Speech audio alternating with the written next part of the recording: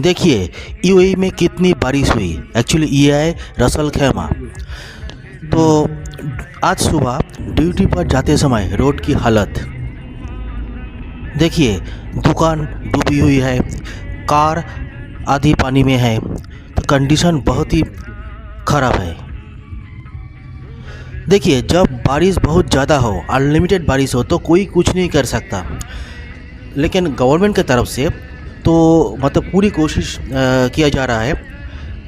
Tank, बड़े बड़े tank आ रहे हैं पानी निकलने के लिए, लेकिन ये तो थोड़ा सा टाइम लग जाएगा। वही तो मैं देख रहा हूँ। और ड्यूटी आते समय तो हमारा गाड़ी पूरा आधे पानी में था,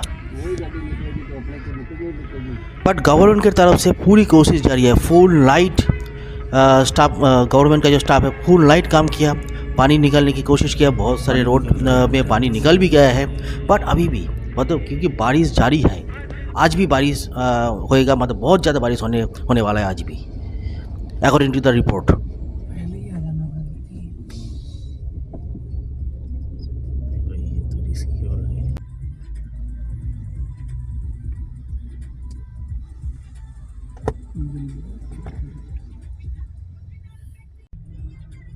है।